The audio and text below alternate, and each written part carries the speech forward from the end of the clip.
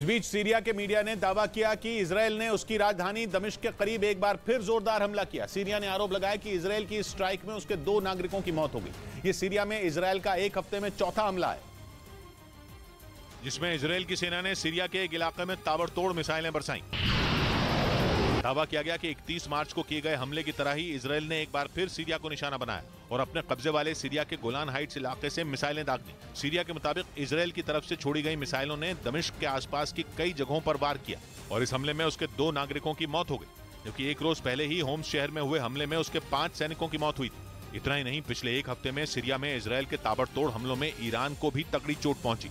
Iran ने दावा किया कि इजरायल के हमले में उसकी सेना के 2 सलाहकार मारे गए और इसी के बाद ऐसे हालात दिखने लगे मानो सीरिया की जमीन पर ही ईरान और इजरायल में जंग छिड़ जाएगी, क्योंकि ईरान की सेना के 2 सलाहकारों की मौत के दावे के ठीक बाद इजरायल की हवाई सीमा के ऊपर एक ड्रोन मंडराता दिखाई दिया, जिसे इजरायल की सेना ने मिसाइल की मदद से हवा में ही ढेर कर दिया। इजरायल की सेना के मुताबिक उसकी हवाई सीमा में ड्रोन भेजने के पीछे ईरान का ही हाथ है, क्योंकि पिछले महीने सीरिया में अमेरिकी बेस पर ड्रोन से ही हमला बोला गया था, जिसके बाद अमेरिका ने आरोप लगाया था कि ईरान ने अपने समर्थन वाले चरमपंथी लड़ाकों को ड्रोन दिए हैं।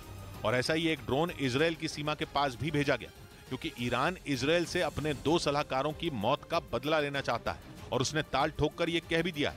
ईरान ने धमकी दी है कि वो इजरायल को सही समय और सही जगह पर मारेगा, जिसके बाद माना जा रहा है कि ईरान और इजरायल के बीच आने वाले दिनों में खूनी लड़ाई छिड़ सकती है।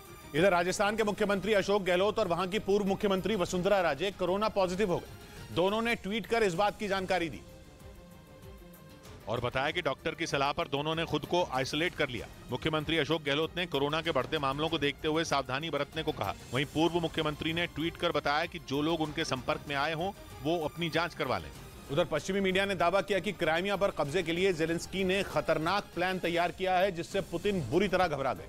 यूक्रेन के इस हिस्से पर पुतिन ने 2014 में कब्जा किया था। अब उन्हें जंग के बीच क्राइमिया हाथ से निकलता दिख रहा है, क्योंकि यूक्रेन में रूसी सेना का हाल देखकर जेलेंस्की के भी हौसले बुलंद हो गए। वो समझ गए हैं कि पुतिन अपनी सेना का जितना डर दूसरे देशों को दिखाते थे वो हवाई था। पश्चिमी मीडिया के मुताबिक जंग में रूसी सेना फिसड्डी साबित हुई है और इसी वजह से कुछ ही दिनों में जंग जीत लेने का दम भरने वाले पुतिन के जवान यूक्रेन में पिछले 1 साल से ज्यादा वक्त से जूझ रहे हैं। पश्चिमी मीडिया के मुताबिक रूसी सेना की पतली हालत को देखकर ही जेलेंस्की की नजरें क्राइमिया की तरफ उड़ गईं और अब दावा किया जा रहा है कि क्राइमिया को छीनने के लिए यूक्रेन सबसे बड़ा हमला बोल सकता है। और इसी बात से पुतिन की परेशानी बढ़ गई। पश्चिमी मीडिया का दावा है कि क्राइमिया को फिर से हासिल करने के लिए जेलेंस्की ने जमीन, आसमान और समंदर तीनों जगहों से हमले का प्लान तैयार किया, ताकि क्राइमिया में बैठी रूसी सेना को संभलने तक का मौका न मिले। पश्चिमी मीडिया के मुताबिक क्राइमिया पर हमले के लिए अमेरिका जेलेंस्की को खतरनाक हथियारों से भी लैस करने में जुटा है। इसके अलावा उसे नेटो के दूसरे देशों से भी घातक हथियार और ताकतवर ड्रोन भेजे गए हैं। और इसलिए ये माना जा रहा है कि आने वाले वक्त में क्राइमिया पर जेलेंस्की पूरी ताकत से हमला करेंगे। यही नहीं, क्राइमिया को फिर से हासिल करने के बाद यूक्रेन ने वहां उठाए जाने वाले कदमों को लेकर एक योजना भी तैयार की है, जिसके तहत उस कर्च ब्रिज को भी तोड़ना है, जिसे क्राइमिया पर कब्जे के बाद रूस ने बनवाया था।